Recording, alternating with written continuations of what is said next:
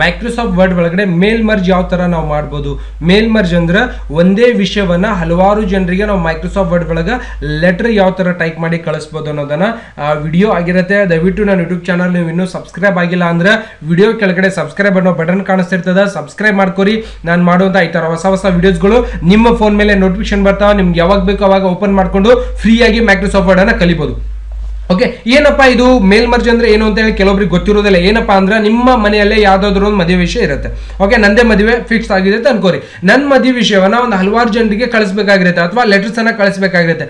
ಅವಾಗ ಪ್ರತಿಯೊಬ್ಬರಿಗೆ ಅಡ್ರೆಸ್ ಅನ್ನ ನಾವು ಮ್ಯಾನ್ಯಲ್ ಆಗಿ ಬರೆದು ಅವರಿಗೆ ಲೆಟರ್ ಪ್ಯಾಕ್ ಮಾಡಿ ಕೊಟ್ಟು ಕಳಿಸೋದ್ರಿಂದ ಬಹಳ ಲೇಟ್ ಆಗಿರುತ್ತೆ.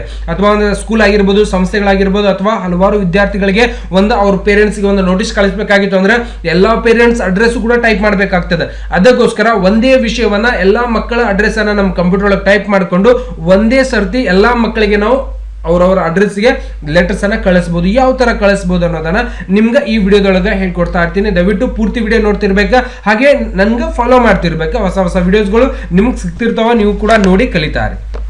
ಓಪನ್ ಮಾಡ್ಕೋತಾ ಇದ್ದೀನಿ. ಇಲ್ಲಿಂದ ಮೈಕ್ರೋಸಾಫ್ಟ್ ಆಫೀಸ್ ವರ್ಡ್ ಓಪನ್ ಮಾಡ್ಕೊಳ್ಳೋಣ. ಓಪನ್ ಮಾಡ್ತಿದ್ದಾನೆ, ಈ ತರ ಪೇಜ್ ಓಪನ್ ಆಗಿರುತ್ತೆ. ಇದಕ್ಕೆ ಸ್ವಲ್ಪ ಜೂಮ್ ಇಟ್ಕೊಳ್ಳೋಣ. ಜೂಮ್ ಇಡ್ತಿದ್ದಾಗನೆ ಫಸ್ಟ್ ಯಾರಿಂದ ನೀವು ಲೆಟರ್ ಕಳಿಸ್ತಾ ಇದ್ದೀರಿ ಅವಾಗ ಫಸ್ಟ್ ಏನ್ ಬರುತ್ತೆ, ಫ್ರಾಮ್ ಅಂತ ಬರುತ್ತೆ. ಓಕೆ, FROM ಫ್ರಾಮ್ ಅಂತ ಟೈಪ್ ಮಾಡಿದ್ದೀವಿ. ನೆಕ್ಸ್ಟ್ ಅಲ್ಲಿ ಒಂದು ಕಾಮಾ ಕೊಟ್ಕೊಂಡು ಎಂಟರ್ ಮಾಡ್ಕೊಳ್ಳೋದು. ಕೊಡ್ತಿದ್ದಾಗನೆ ದ ಮ್ಯಾನೇಜರ್ ಅಂತ ಬರೆದ್ಬಿಡೋದು. ದ ಮ್ಯಾನೇಜರ್ ಅಡ್ಮಿನಿಸ್ಟ್ರೇಷನ್ ಅಥವಾ ಏನಾದರೂ ಒಂದು ಇಟ್ಕೊಳ್ಳೋಣ. ದ ಮ್ಯಾನೇಜರ್ ಅದರ ಮುಂದ್ಗಡೆ ಇಟ್ಕೊಂಡ್ಬಿಡ್ಬೋದು, ನೀವು ಹೆಸರು ಕೂಡ ಇಟ್ಬೋದು. The manager XYZ Karnataka bank ಅಂತ ಇಟ್ಕೊಂಡ್ಬಿಟ್ಟಿವಿ.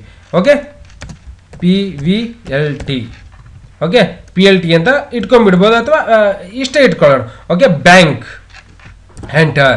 ಅದರ ಅಡ್ರೆಸ್ ಕೂಡ ಕೊಡಬೇಕಾಗ್ತದೆ. ಮ್ಯಾನೇಜರ್ XYZ ಕರ್ನಾಟಕ ಬ್ಯಾಂಕ್ ಅಂತ ಇಟ್ಕೊತಾ ಇದ್ದೀನಿ. ನೆಕ್ಸ್ಟ್ ಅದರದ ಸ್ಟೇಟ್ ಇಟ್ಕೋಬಹುದು.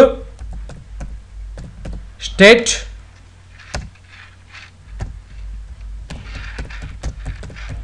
ಕರ್ನಾಟಕ.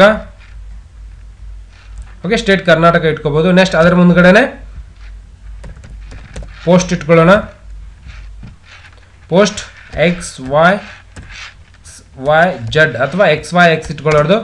TQ ಮುಂದ್ಗಡೆ ಇಟ್ಕೊಳ್ಳೋಣ. TQ XXX DIST. ಡಿಸ್ಟಿಕ್ ಯಾವುದು ನಿಮ್ಗೆ ಯಾವ ಡಿಸ್ಟಿಕ್ ಅದ ಅದನ್ನೇ ಇಟ್ಕೋರಿ. ಓಕೆ, ZYX ಅಂತ ಇಟ್ಕೋತಾ ಇದ್ದೀನಿ. ಎಂಟರ್. ಅವ್ರ phone number PHONE phone number, contact number ಇರಲಿ. ಓಕೆ, ಕಾಂಟ್ಯಾಕ್ಟ್ ನಂಬರ್ ಇಟ್ಕೋಬೇಕು. 3000000 ಈ ಥರ ಇಟ್ಕೋತಾ ಇದ್ದೀನಿ. ಎಂಟರ್. ಸಾಕ. ಇಷ್ಟು ಮೇಲ್ಗಡೆ ಇರ್ತಕ್ಕಂಥ ವ್ಯಕ್ತಿಗಳ ಹೆಸರಾಗಿರ್ಬೋದು, ಅಥವಾ ನೀವು ಕೊಟ್ಟು ಕಳಿಸ್ತಕ್ಕಂಥ ನಿಮ್ಮ ಸಂಸ್ಥೆ ಹೆಸರಾಗಿರ್ಬೋದು, ಆಫೀಸ್ ಹೆಸರಾಗಿರ್ಬೋದು, ಸ್ಕೂಲ್ ಹೆಸರಾಗಿರ್ಬೋದು, ಅಥವಾ ನಿಮ್ಮದೇ ಹೆಸರು. ನೆಕ್ಸ್ಟ್ ಟು ಯಾರಿಗೆ ಕಳಿಸ್ತಾ ಇದ್ದೀರಿ, ಈ ಲೆಟರ್ಸ್ ಅನ್ನ ಯಾರಿಗೆ ಕಳಿಸ್ತಾ ಇದ್ದೀರಿ.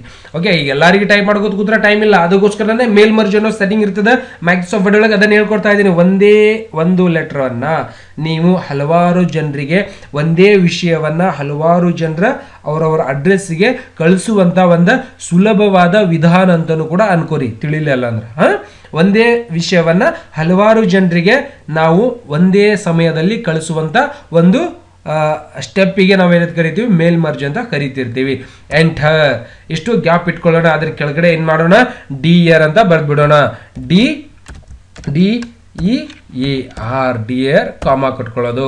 ನೆಕ್ಸ್ಟ್ ಕೆಳಗಡೆ ಏನ್ ಮಾಡೋದ, ಅವ್ರದ ನೀವೇನ್ ಮಾಡ್ಬೋದು, ಒಂದು ವಿಷಯವನ್ನು ಕೂಡ ಟೈಪ್ ಮಾಡ್ಕೋಬಹುದು. ಈ ವಿಷಯವನ್ನ ನಾನು ಅವರಿಗೆ ಏನ್ ಮಾಡ್ತಾ ಇದ್ದೀನಿ, ಕಳಿಸ್ತಾ ಇದ್ದೀನಿ. ಈ ವಿಷಯದ ಮೇಲೆನೆ ಅವರಿಗೆ ಮ್ಯಾಟರ್ ಅದ. ಇದನ್ನೇ ಸ್ವಲ್ಪ ಮೇಲ್ಗಡೆ ತಗೊಳ್ಳೋಣ. DER ಅಂತ ಇಟ್ಕೊಂಡು ಇಟ್ಟಿಟ್ಕೊಂಡು ಇದಕ್ಕೆ ಸೆಂಟರ್ ಅಥವಾ ಈ ತರ ಅಪ್ಲೈ ಮಾಡ್ಕೋಬಹುದು. ನೆಕ್ಸ್ಟ್ ಅವ್ರದ ಸಿಗ್ನೇಚರ್ ಬೇಕಾಗಿತ್ತು ಅಂದ್ರೆ YOUR your truly TRULY truly ಅಂತ ಇದಕ್ಕೆ ಈ ತರ ಸೈಡ್ಗೆ ಇಟ್ಕೊಳ್ಳೋದು. ಎಂಟರ್. ಓಕೆ, ಇದೇ ತರ ಲೆಟರ್ಸ್ ಬರ್ದಿರ್ತಾವಿಲ್ಲ, ಹೌದಿಲ್ರಿ? ಇದೇ ತರ ನಾವು ಏನ್ ಮಾಡ್ತೀವಿ, ಲೆಟರ್ ಸ್ವಲ್ಪ ಅಕ್ಷರ ದೊಡ್ಡದಾಗಬೇಕಾಗಿತ್ತು ಅಂದ್ರೆ ಕಂಟ್ರೋಲ್ A ಸೆಲೆಕ್ಷನ್ ಮಾಡಿ ಇಲ್ಲಿಂದ ಏನ್ ಮಾಡೋದು, ಅಕ್ಷರನ ಸೈಜ್ ಅನ್ನ ಸ್ವಲ್ಪ ದೊಡ್ಡ ಮಾಡ್ಕೋಬಹುದು. ಮೊದಲನೇದು ನಮ್ಮ ಅಡ್ರೆಸ್ ಇರುತ್ತೆ. ಇಲ್ಲಿ ಮೇಲ್ಗಡೆ ಏನ್ ಮಾಡೋಣ, ಸ್ವಲ್ಪ ಅದರದ ವಿಷಯ ಏನದ ಅದರದ ವಿಷಯನೂ ಕೂಡ ನಾವು ಇಲ್ಲಿಂದ ಹಾಕೊಂಡ್ಬಿಡೋಣ. ಅಪಾಯಿಂಟ್ಮೆಂಟ್ ಲೆಟರ್ ಅಥವಾ ಲೆಟರ್ ಆಫ್ ಅಪಾಯಿಂಟ್ಮೆಂಟ್ ಅಂತ ಕೊಡ್ಕೊಂಡ್ಬಿಡ್ಬೋದು. ಲೆಟರ್ ಆಫ್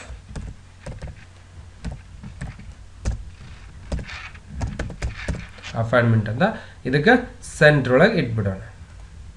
ಇದನ್ನೇ ಏನು ಮಾಡೋದು, ಸ್ವಲ್ಪ ದೊಡ್ಡದು. ಈ ವಿಷಯದ ಮೇಲೆ ನಾವೇನು ಮಾಡ್ತಾ ಇದ್ದೀವಿ, ಲೆಟರ್ಸನ್ನು ಅವರಿಗೆ ಕೊಟ್ಟು ಕಳಿಸ್ತಾ ಇದ್ದೀವಿ ಅಂತ ಅನ್ಕೋರಿ. ಓಕೆ, ಇದಕ್ಕೆ ಕ್ಯಾಪಿಟಲ್ ಆಗಬೇಕಾಗಿದ್ದು ಪೂರ್ತಿ ಸೆಲೆಕ್ಷನ್ ಮಾಡ್ಕೊಂಡು ಹೋಮ್ ಒಳಗೆ ಹೋಗಿ ಇಲ್ಲಿಂದ ಅಫರ್ ಕೇಸ್ ಅಂತ ಸೆಲೆಕ್ಷನ್ ಮಾಡಿದ್ರೆ ಎಲ್ಲ ಲೆಟರ್ಸ್ಗಳು ಕ್ಯಾಪಿಟಲ್ ಅಂದರೆ ತಮ್ಮಲ್ಲಿ ನಾನು ಈ ಥರ ಬರ್ಕೊಂಡ್ಬಿಟ್ಟಿದ್ದೀನಿ. Okay, appointment letter your truly yours ಅಂತ ಇರುತ್ತೆ, ಯುವರ್ಸ್ ಅಂತ ಬರ್ಕೋಬೇಕು. ಓಕೆ, ಇಷ್ಟೆಲ್ಲ ಆಗಿದೆ. ಇದು ಕರೆಕ್ಟಾಗಿ ಇಟ್ಕೊಳ್ಳೋಣ, ಈ ಥರ ಬೇಡ, ಸ್ವಲ್ಪ ಈ ಥರ ಆಫೀಸಲ್ಲಿನೇ ಇಟ್ಕೊಂಡ್ರೆ ಭಾಳ ಚಲೋ ಅನ್ನಿಸ್ತದೆ. ಇದು ಸ್ವಲ್ಪ ಡಿಯರ್ ಅನ್ನೋದು ಸ್ವಲ್ಪ ಮುಂದೋಗ್ಬೇಕು. ಓಕೆ, ಈ ಥರ ಸ್ವಲ್ಪ ಸ್ಪೇಸ್ ಕೊಟ್ಟಿರಬೇಕು ಅಂದರೆ ಲೆಟರ್ ಕರೆಕ್ಟ್ ಆಗಿರೋದು. ನೆಕ್ಸ್ಟ್ ಇದಕ್ಕೊಂದು ಬಾರ್ಡರ್, ಪೇಜ್ ಬಾರ್ಡರ್ ಒಳಗೆ ಹೋಗಿ ಫಸ್ಟ್ ಆ ಪೇಜಿಗೆ ರೆಡಿ ಮಾಡ್ಕೊಳ್ಳೋಣ. ಕರೆಕ್ಟಾಗಿ ರೆಡಿ ಆದಮೇಲೆ ಮುಂದಿನ ಕೆಲಸವನ್ನು ಮಾಡಲಿಕ್ಕೆ ಭಾಳ ಸರಳ ಆಗಿರುತ್ತೆ. ಓಕೆ, ಈ ಥರ ಪೇಜ್ ರೆಡಿ ಆಗಿರುತ್ತೆ. ಈಗ ಎಲ್ಲರಿಗೂ ಕಳಿಸ್ಬೇಕು. ಒಂದು ಸಂಸ್ಥೆ ಒಳಗೆ 200 ಜನ ವಿದ್ಯಾರ್ಥಿಗಳದ, 200 ಜನ ಪೇರೆಂಟ್ಸ್ಗೆ ಲೆಟರ್ ಹೋಗ್ಬೇಕಲ್ಲ. ಅವರು ಈ 200 ಜನರದು ಒಂದು ರೆಸಿಪಿಯೆಂಟ್ ಅಂತ ಬರುತ್ತೆ ಮೇಲ್ ಮರ್ಜ್ ಒಳಗೆ, ಅದನ್ನು ನಾವು ಸೆಲೆಕ್ಟ್ ಮಾಡ್ಕೋಬೇಕು. ನೆಕ್ಸ್ಟ್ ಇಷ್ಟೆಲ್ಲ ಆದಮೇಲೆ ಏನು ಮಾಡ್ದೆ, 2 ಕೆಳಗಡೆ ಕ್ಲಿಕ್ ಮಾಡ್ಕೊ, ಎಂಟರ್. ಈ 2 ಕೆಳಗಡೆ ನಮ್ಮ ಕರ್ಸರ್ ಇರಲಿ. ಎಲ್ಲಿ ಹೋಗ್ಬೇಕಾ, ಮೇಲಿಂಗ್ ಒಳಗೆ ಹೋಗೋಣ.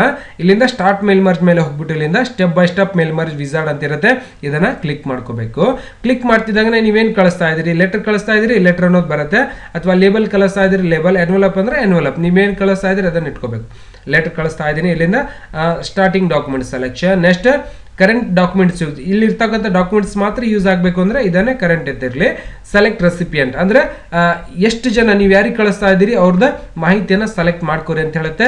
ನಮ್ಮ ಕಡೆ ಅವ್ರ ಮಾಹಿತಿ ಇಲ್ಲ, ಇವತ್ತೇ ಹೊಸದು ಕ್ರಿಯೇಟ್ ಮಾಡ್ಕೋಬೇಕಾಗಿತ್ತು ಅಂದ್ರೆ ಏನು ಮಾಡೋದು, ಟೈಪ್ ಎ ನ್ಯೂ ಲಿಸ್ಟ್, ಇಲ್ಲಿಂದ ಕ್ರಿಯೇಟ್ ಅಂತ ಹೇಳ್ಬಿಡೋದು. ಕ್ರಿಯೇಟ್ ಅಂತ ಹೇಳಿದಾಗ ಈಗ ನೋಡ್ರಿ, ನಿಮ್ಮಲ್ಲಿ ಕೆಲಸ ಮಾಡೋದು ಅಥವಾ ನಿಮ್ಮ ವಿದ್ಯಾರ್ಥಿಗಳದ ಅಥವಾ ಈ ಥರ ಬೇರೆ ಬೇರೆ ಲೆಟರ್ಸ್ಗಳು ನೀವೇ ಕೆಲಸ ಮಾಡ್ತಾ ಇದ್ರಿ, ಎಲ್ಲರಿಗೂ ಲೆಟರ್ ಕೊಡಬೇಕಂದ್ರೆ ಇವೆಲ್ಲ ಅಡ್ರೆಸ್ಗಳು ನಿಮ್ಗೆ ಗೊತ್ತಿರಲ್ಲ. ಅವ್ರ ಇಮೇಲ್ ಅಡ್ರೆಸ್ ಗೊತ್ತಿರೋದಿಲ್ಲ, ವರ್ಕ್ ಫೋನ್ ಗೊತ್ತಿಲ್ಲ, ಫೋನ್ ನಂಬರ್ ಗೊತ್ತದ. ನೆಕ್ಸ್ಟ್ ಕಂಟ್ರಿ ರೀಸನ್ ಅಂತ ಇರುತ್ತೆ, ಅದನ್ನು ಗೊತ್ತಿರೋದಿಲ್ಲ. ನೆಕ್ಸ್ಟ್ ಜಿಪ್ ಕೋಡ್ ಏನಂತ ಗೊತ್ತಿರೋದಿಲ್ಲ, ಎಲ್ಲಾರ್ದು ಜಿಪ್ ಕೋಡ್ ಏನು ಬರ್ತದೆ ಗೊತ್ತಿರೋದಿಲ್ಲ. ಸ್ಟೇಟ್ ಗೊತ್ತದ, ಸಿಟಿ ಗೊತ್ತದ, ಅಡ್ರೆಸ್ 1 ಗೊತ್ತು, ಅಡ್ರೆಸ್ 2 ಗೊತ್ತಿಲ್ಲ ನನಗೆ, ಎಲ್ಲಿರ್ತಾರೆ ಅಡ್ರೆಸ್ 1 ಮಾತ್ರ ಗೊತ್ತು. ಗೊತ್ತಿರೋದು ಮಾತ್ರ ಇಟ್ಕೊಂಡು ಗೊತ್ತಿಲ್ಲ ಡಿಲೀಟ್ ಮಾಡ್ಕೊಳ್ಳೋಣ. ಮೇಲ್ಗಡೆ ಆಪ್ಷನ್ಸ್ ಅಲ್ಲಿ ಏನು ಮಾಡೋದ, ಕಸ್ಟಮೈಸ್ ಕಾಲಮ್ ಮೇಲೆ ಹೋಗ್ಬಿಟ್ಟು ಇಲ್ಲಿಂದ ಟೈಟಲ್ ಇರಲಿ, ಫಸ್ಟ್ ನೇಮ್ ತೆಗೆದ್ಬಿಡೋಣ, ಲಾಸ್ಟ್ ನೇಮ್ ಇರಲಿ, ಕಂಪ್ನಿ ನೇಮ್ ಇರಲಿ, ಅಡ್ರೆಸ್ 1 ಇರಲಿ, ಅಡ್ರೆಸ್ 2 ಡಿಲೀಟ್. ಎರಡನೇ ಅಡ್ರೆಸ್ ನಮ್ಗೆ ಗೊತ್ತಿಲ್ಲ, ಸಿಟಿ ಇರಲಿ, ಸ್ಟೇಟ್ ಇರಲಿ, ಜಿಪ್ ಕೋಡ್ ಡಿಲೀಟ್ ಮಾಡಿಬಿಡೋಣ. ಜಿಪ್ ಕೋಡ್ ಅಂದ್ರೆ ಕಂಟ್ರಿ ಕೋಡ್ +919 ಬರ್ತಾವಲ್ಲ ನಿಮ್ಮ ಫೋನಿಗೆ ಫಸ್ಟಿಗೆ, ಅದು ನಮ್ಮ ಇಂಡಿಯಾ ಕೋಡ್, ಅದು ಜಿಪ್ ಕೋಡ್ ಅಂತ ಕರೀತಾರೆ. ಅದಕ್ಕೆ +91, this is for the Indian code ಅಂತ ಕರಿತೀವಿ ನಾವು. ಓಕೆ, ನೆಕ್ಸ್ಟ್ ಕಂಟ್ರಿ ರಿಲೀಜನ್, ಇದನ್ನು ಕೂಡ ತೆಗೆದುಬಿಡೋಣ. ಹೋಮ್ ಫೋನ್ ಇರಲಿ, ವರ್ಕ್ ಫೋನ್ ಇರಲಿ, ಹೋಮ್ ಫೋನ್ ಬೇಕಾಗಿಲ್ಲ. ಇಮೇಲ್ ಅಡ್ರೆಸ್ ಅಂದ್ರೆ ಗೊತ್ತಿರೋದಿಲ್ಲ, ಎಲ್ಲರದು ಎಲ್ಲಿದೆ ತರೋದು ಇಮೇಲ್ ಅಡ್ರೆಸ್, ಇಷ್ಟೇ ಮಾತ್ರ ಗೊತ್ತು. ಟೈಟಲ್ ಗೊತ್ತು, ಫಸ್ಟ್ ನೇಮ್ ಗೊತ್ತು, ಮತ್ತು last name, company name, address, company name ಅಥವಾ ಸ್ಕೂಲ್ ನೇಮ್, ನಿಮ್ಮ ಆಫೀಸ್ ನೇಮ್ ಏನದ ಅದು ಕೊಟ್ಕೋರಿ, ಅದರದ್ದೇನು ಪ್ರಾಬ್ಲಮ್ ಇಲ್ಲ. ಇಲ್ಲಿಂದ ಓಕೆ, ಫಸ್ಟ್ ಇಟ್ಕೊಳ್ಳೋಣ MR tab Raju, next last name Patil, company ACC ಒಳಗಡೆ ಕೆಲಸ ಮಾಡ್ತಿದ್ದಾರೆ ಅವರು. ನೆಕ್ಸ್ಟ್ ಅಡ್ರೆಸ್ ಲೈನ್ 2 ಒಳಗೆ ಯಾವ್ದು ಕೊಡೋಣ, ಅಡ್ರೆಸ್ ಯಾವುದಾದ್ರು ಇಟ್ಕೊಳ್ಳೋಣ. ಅಡ್ರೆಸ್ ಯಾವ್ದು ಕೊಡೋಣ್ರಿ, ಬಾಗಲಕೋಟ್. ನೆಕ್ಸ್ಟ್ ಸಿಟಿನೂ ಕೂಡ ಬಾಗಲಕೋಟೆ ಇಡಬೇಕಾಗ್ತದೆ, ಬಾಗಲಕೋಟೆ ಇಡ್ತಾ ಇದ್ದೀನಿ. ನೆಕ್ಸ್ಟ್ ಸ್ಟೇಟ್ KA ಅಂದ್ರೆ ಕರ್ನಾಟಕ ತಿಳ್ಕೊರಿ. Okay, work phone number 388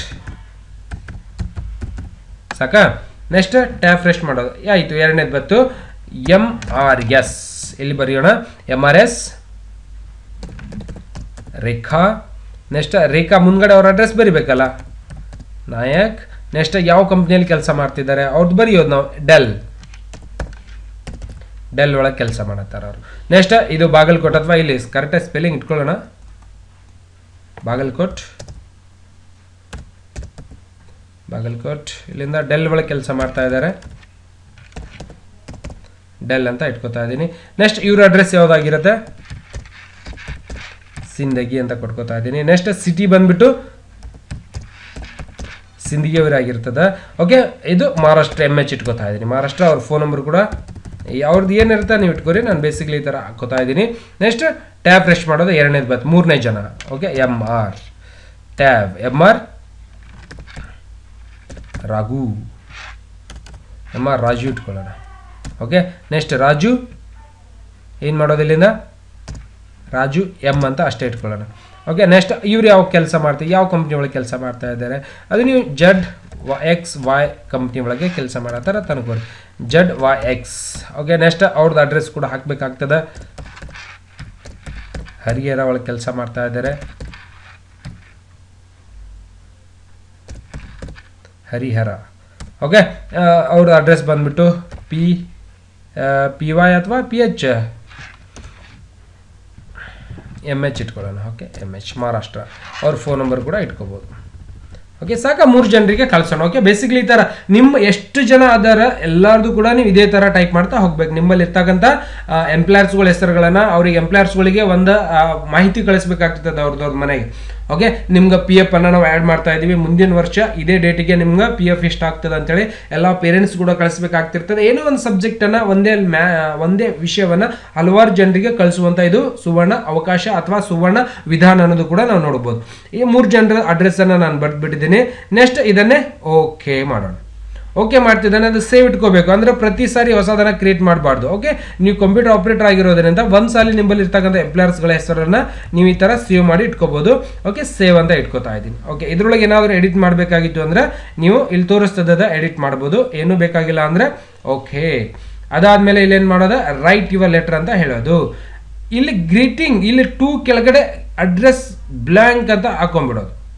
okay ಬತ್ತಾ ಡ್ರಿಯರ್ ಮುಂದ್ಗಡೆ ಇಲ್ಲಿಂದ ಗ್ರೀಟಿಂಗ್ ಲೈನ್ ಇಟ್ಕೊಂಡ್ಬಿಡೋಣ. ಓಕೆ ನೆಕ್ಸ್ಟ್ ಇಷ್ಟೆಲ್ಲ ಆಯ್ತಾ. ಅದಾದ್ಮೇಲೆ ಏನ್ ಮಾಡೋದು, ಇಲ್ಲಿಂದ ಪ್ರಿವ್ಯೂ ಯುವರ್ ಲೆಟರ್ ಅನ್ನೋದು ಬರುತ್ತೆ. ಓಕೆ ಯಾವ ತರ ಬರುತ್ತೆ ನಮ್ಮ ಲೆಟರ್ ಅನ್ನೋದಲ್ಲಿ ತೋರಿಸ್ಕೊಡ್ತದೆ.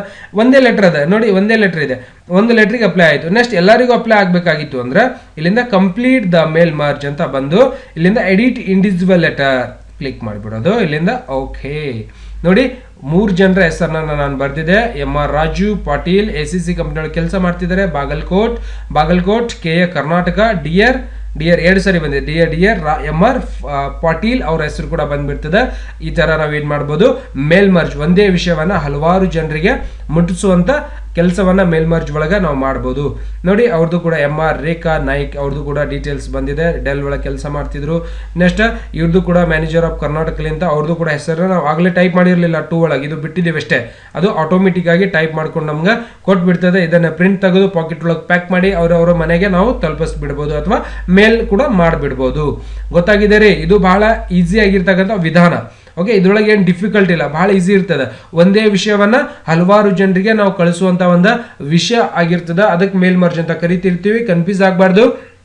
ಓಕೆ ವಿಷಯ ಒಂದೇ ಅದ, ಬಟ್ ಅವ್ರ ಅಡ್ರೆಸ್ ಮಾತ್ರ ಬೇರೆ ಬೇರೆ ಇದೆ. ಅದನ್ನ ಯಾವ ತರ ಮಾಡ್ಕೋಬಹುದು, ಮೇಲ್ ಮರ್ಜ್ ಒಳಗೆ ಹೋಗಿ ನಾವು ಸೆಟ್ಟಿಂಗ್ಸ್ ಅನ್ನ ಅಪ್ಲೈ ಮಾಡ್ಕೋಬಹುದು.